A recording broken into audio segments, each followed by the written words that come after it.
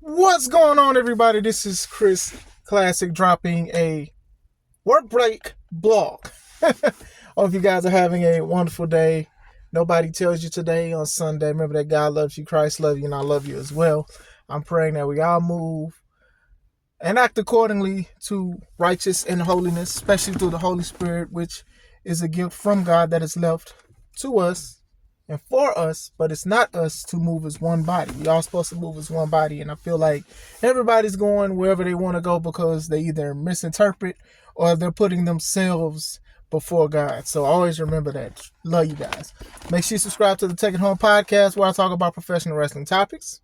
Make sure you also subscribe to C3 Ultimate Wrestling. That is me and my wife's professional wrestling company that we are fighting back for control of. But in the meantime, February 1st, 15th, the takeover. That is the 15th show, but also the first show of 2025 for C3 Ultimate Wrestling.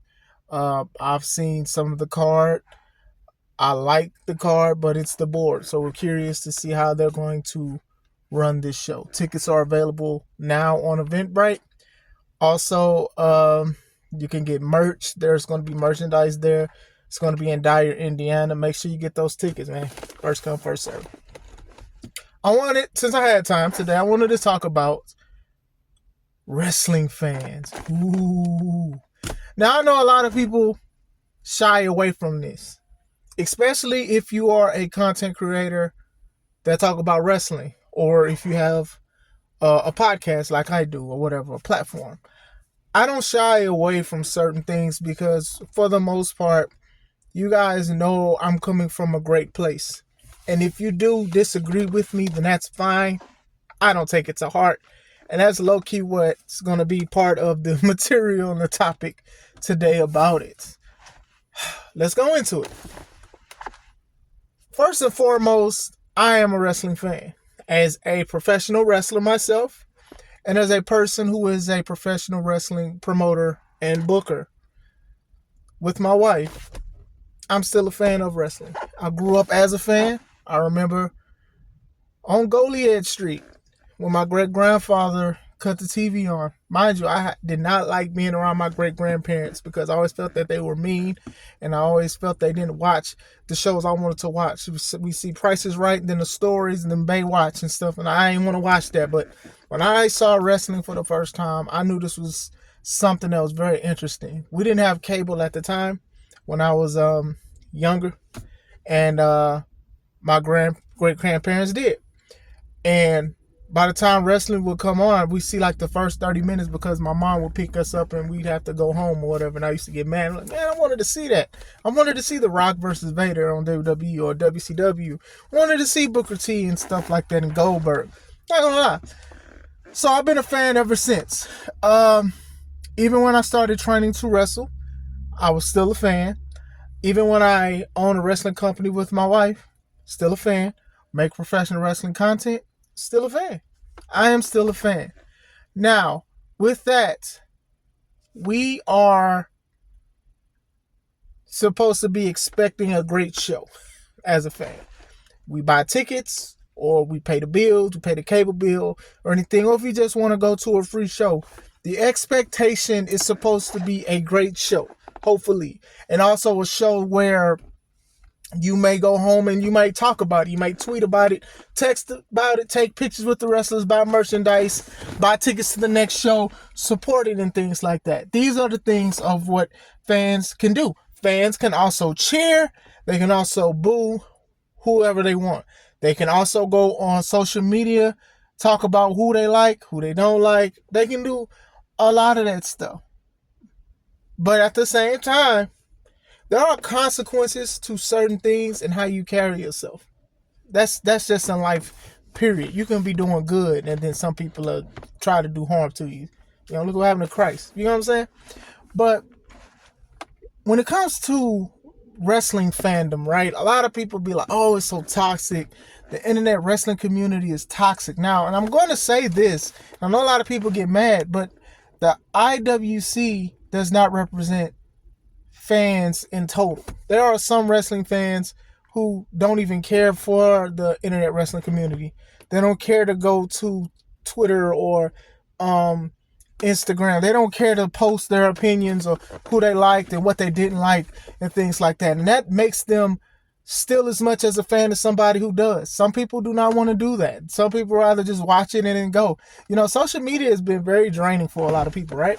Because some people take breaks. Some people take breaks from social media. Some people deactivate accounts because it can be a negative thing or it can be a positive thing. Some people take breaks or whatever like that. And I remember a couple years ago, I've always asked people like, oh, well, you're a true wrestling fan if you watch this promotion over that promotion.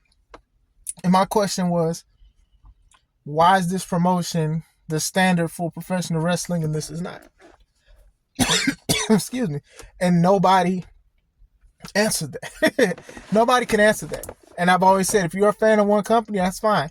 If you're a fan of another, that's fine. If you're a fan of both, cool. If you're not a fan of either one of them, there's other platforms of wrestling.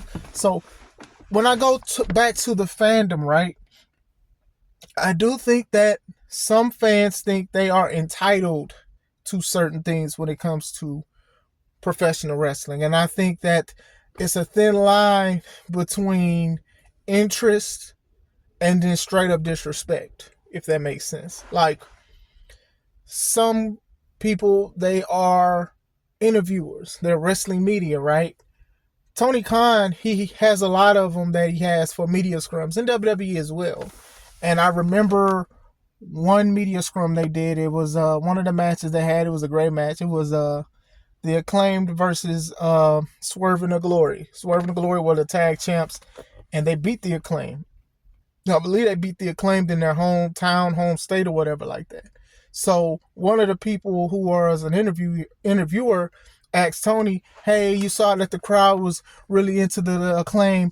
Why didn't you call an audible and stuff like that? That's disrespectful. That's disrespectful. Because why didn't you just enjoy the show? Or why didn't you just say, oh man, the Acclaim was close, man, I wish they would have won it. You went like, why didn't you just switch it? To me, you're trying to go past your line, if that makes sense. A lot of people don't like to hear that, but listen, man, we're not too far. A few years ago, like, you couldn't go to a wrestler talking with our slang, our lingo, our jargon. You couldn't do the corny talk. You couldn't do none of this stuff. Like, it was on site for a lot of people. Like, you couldn't be like, hey, look at those marks. And if you don't wrestle, you have no background in it, you would get beat up. Now, I'm not advocating for violence. I'm just not, because that was a intense way to gatekeep something that people protected, because this was how people paid bills. This is how people provided houses. This is how people did other things and stuff like that. But that's the serious thing of professional wrestling. And to this day, you do have some guys and gals that will basically die for this business. You know what I'm saying? So you have to be careful with these kind of questions, because sometimes it does go into an entitlement when you give these guys and gals media passes and then they're asking these kind of questions. Oh, well, such and such in the back, I heard this was going on in the back, and then you're responding very calmly. Like, you're not saying, oh, that's private. You're saying, oh, we're investigating and stuff like that.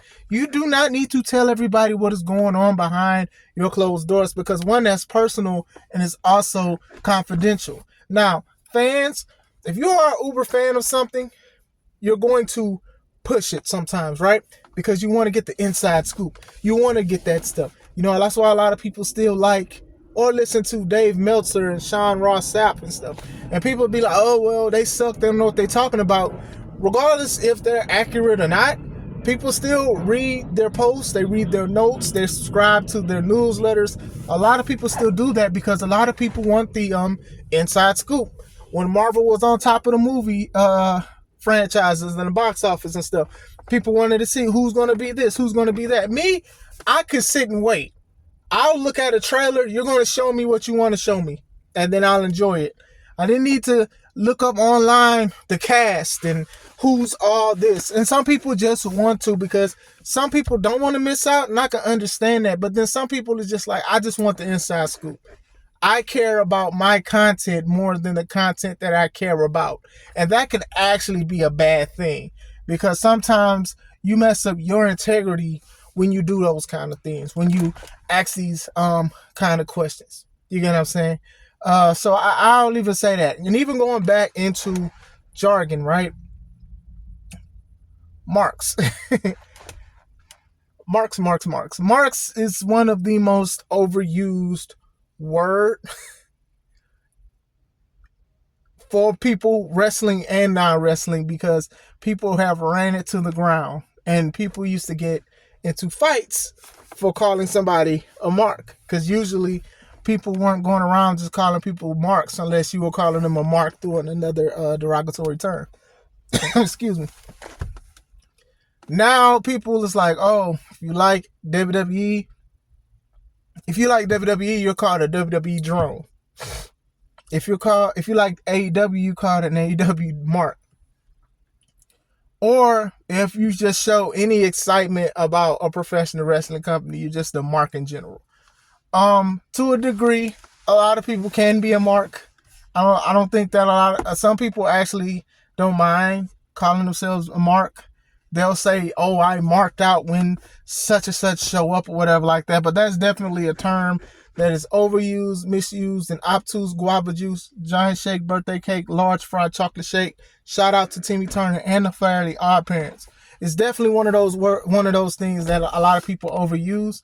And then sometimes, like as a wrestler, if we're trying to talk to you about something, if we're letting the curtain back a little bit, and then you try to turn around and say, oh, well, you're a mark, and you have no idea who you're talking to, you got to watch yourself, because 9 times out of 10, they're going to defend themselves online. Or you probably won't even tell it to them if you see them at a show. You have to be careful with the stuff that you say. Wrestlers are outside more than what you think. And I'm not, like I said, this is not a violence thing. But when you say something, and you say something that's very disrespectful, some people are going to come to you and they're going to ask you, or they're going to tweet you, or they're going to DM you. They're going to tell you, hey, you out of line or you out of pocket for that. Sometimes cooler heads prevail. Sometimes it does not.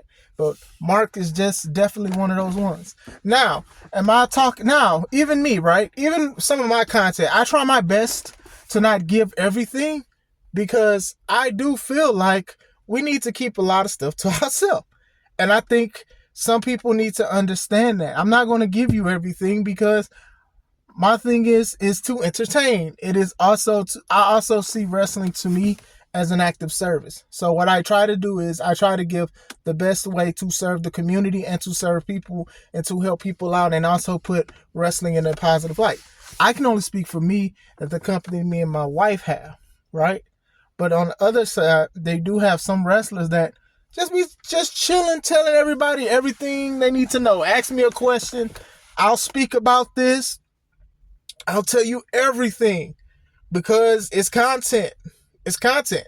And I don't like that, because wrestlers shouldn't be out here doing that. But a lot of TV shows, a lot of wrestlers have vlogs. They got vlogs. Hey, this storyline, this person basically ran over my dog.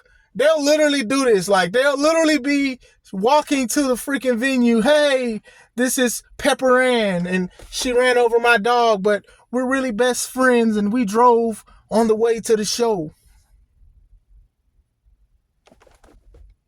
Like, you know what I'm saying? Like, it's not fans per se, because most of us are fans of wrestling anyway. But it's like, it's small things like that is why people be like, oh, I'm not interested, because that shows to me you're not interested in the story that you're portraying, because you're already like telling everybody who's this and who's that and stuff like that. Then you have some fans, shout out to Arshawn, shout out to Kev, because they want to see the show.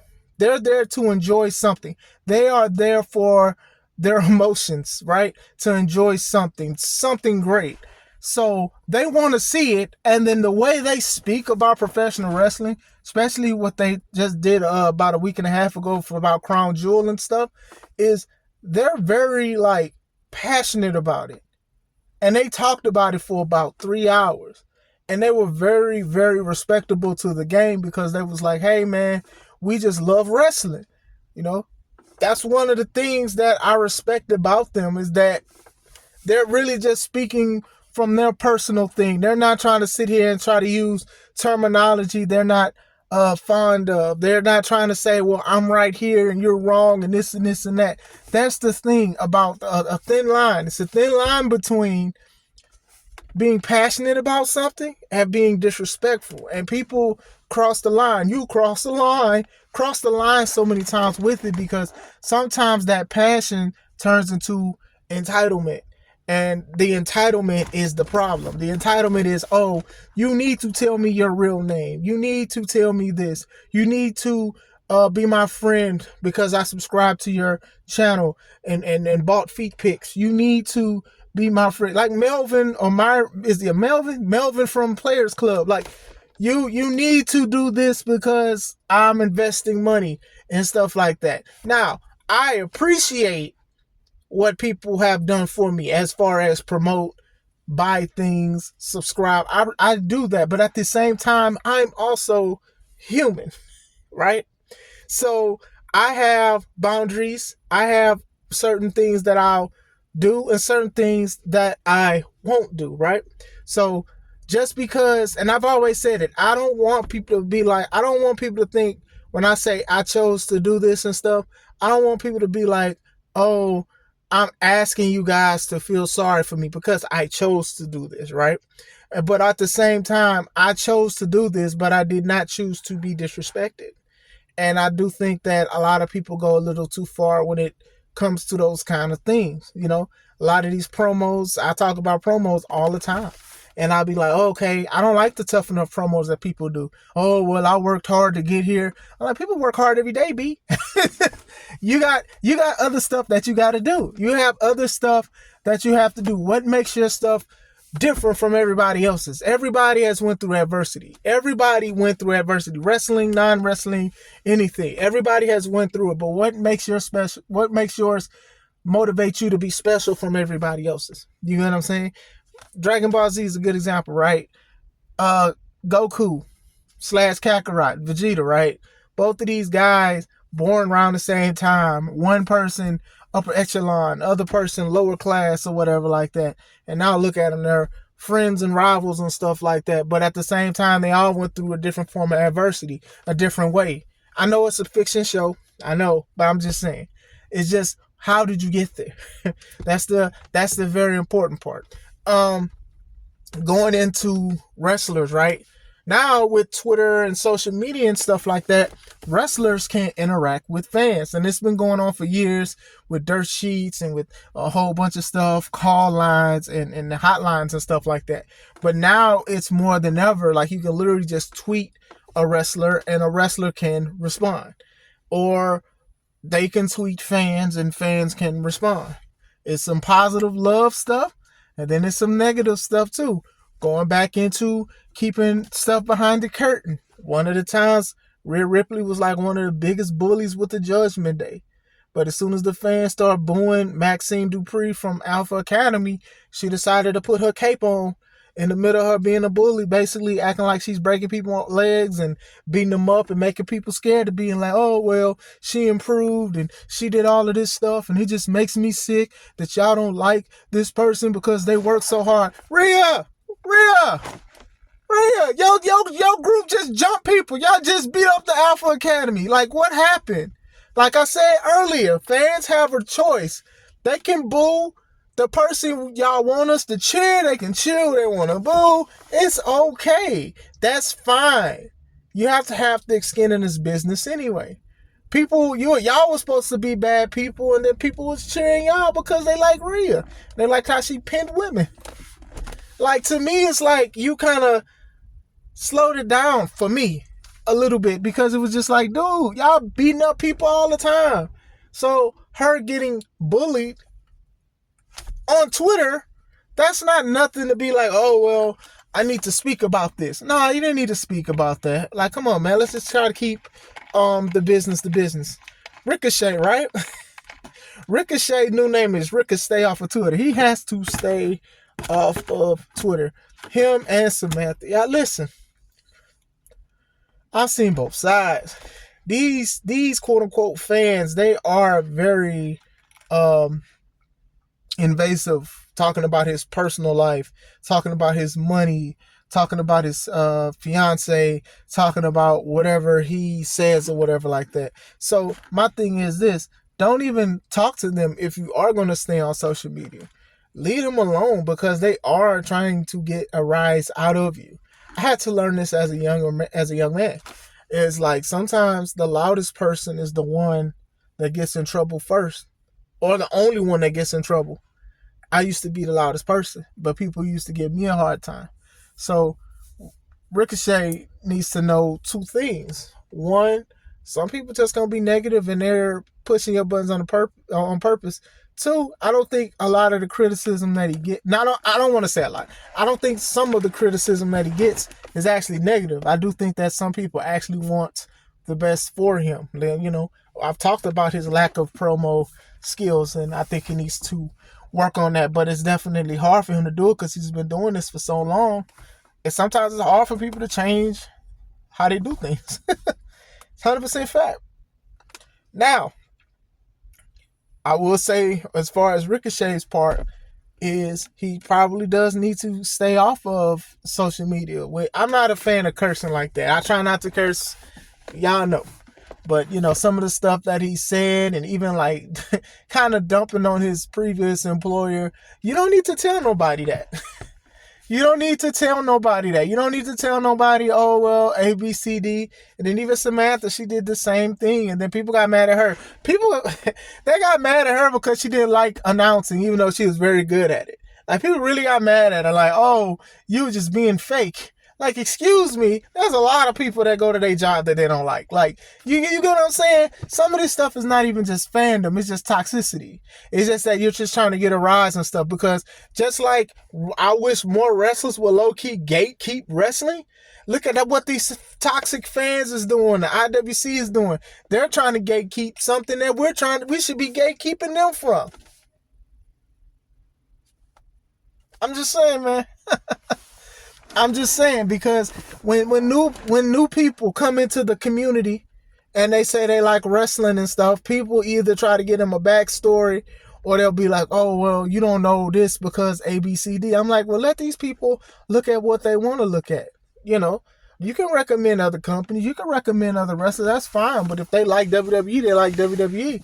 There's a lot of celebrities that be saying stuff about WWE, and then people hound them about watching something else.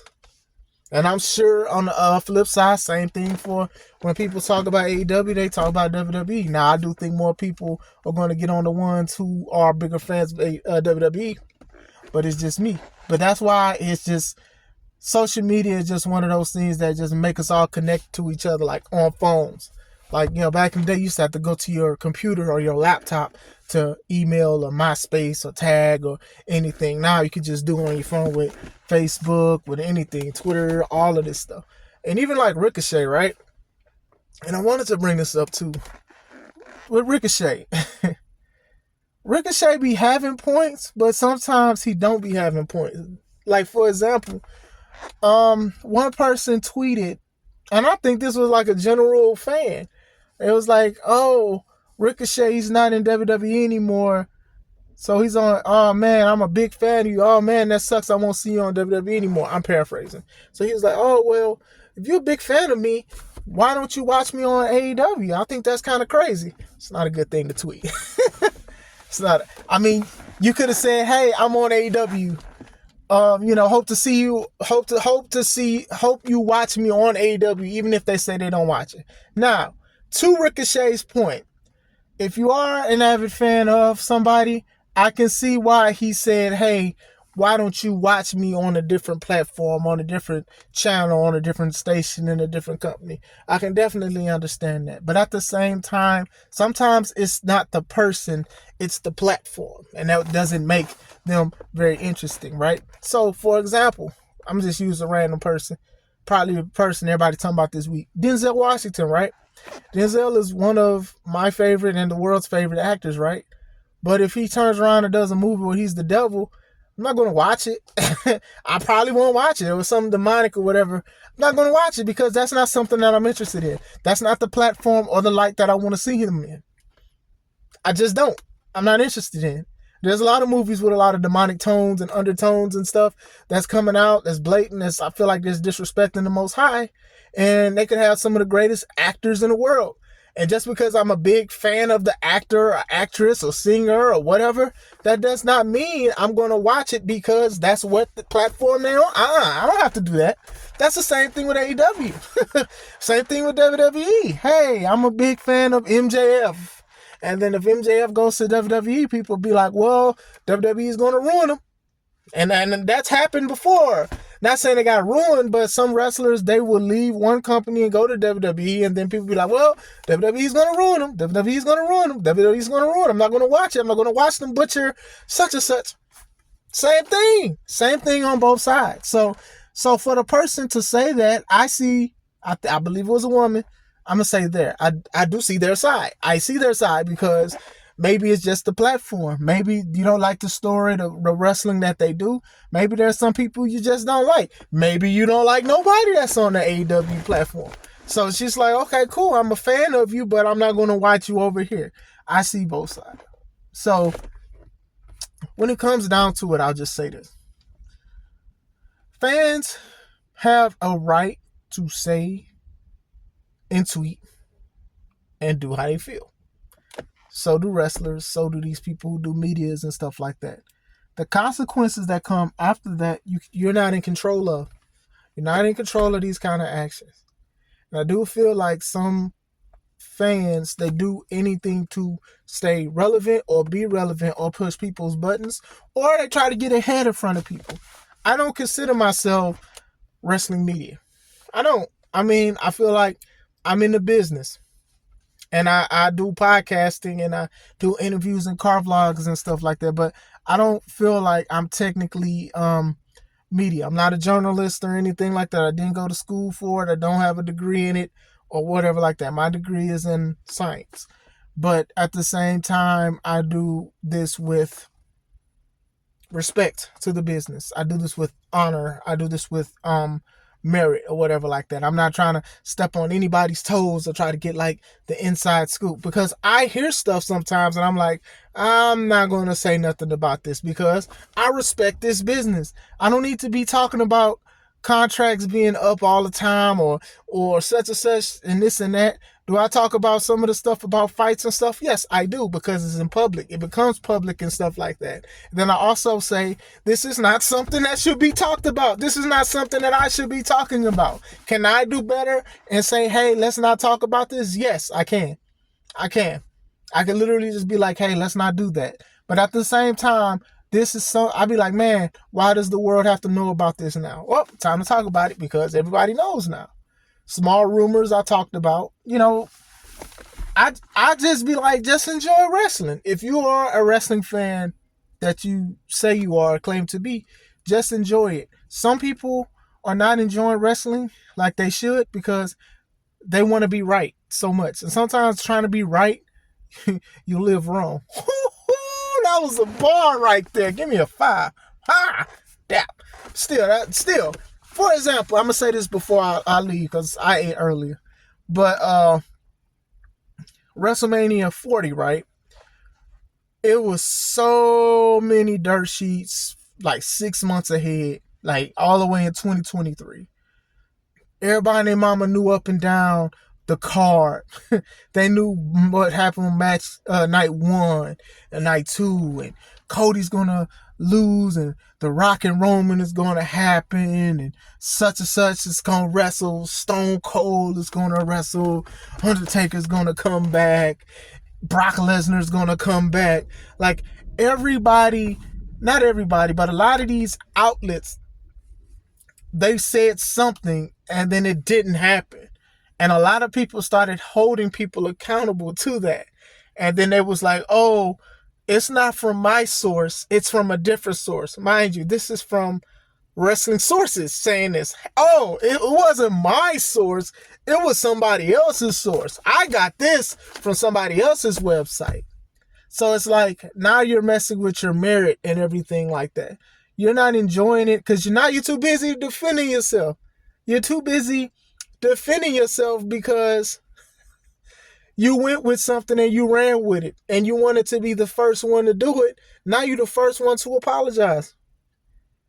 And I loved it because WWE and AEW just owe you great wrestling because it has your attention. That's how I see wrestling. If you want to see C3 Ultimate Wrestling, I owe you guys a great show. If you guys, especially if you guys paid for the show, bought merch, bought your family, I owe you something. A wonderful and a great show. Don't need to talk to everybody about everything that goes on with it, but for the most part, a lot of people love the content, and I'm glad because they keep coming back. And I'm grateful to God first, but I'm grateful to you guys as well for making a vision that me and my wife had come true. You get what I'm saying? But when it comes to like even like a WWE thing, and then even when the rumors weren't true, how many dirt sheets was going after each other, like people really got mad. Like people got mad because WrestleMania 40 was good.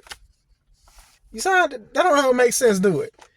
That don't even make sense. It makes no sense that people got mad that the show was wonderful because they couldn't really pinpoint everything 100% like they wanted to. They put their work or their content over their content. That's another bar. They put their content over being content. To me, if I'm a fan of something, I'm not working overtime to just make money or get viewerships off of it. I'm going to enjoy what I'm speaking about. If I'm not enjoying it, I'm not speaking about it, or I'm going to move on or talk about something else. Just as simple as that. I just wanted to speak about that. You got respectable fans. You got disrespectful fans that think they fans, but they not. Then you got people who just watches it casually from time to time and stuff like that. But like I said, wrestling needs fans. Fans are very important because sometimes they can change the climate of a wrestler's trajectory, right? Trajectory. One of those words. It could really help them, you know.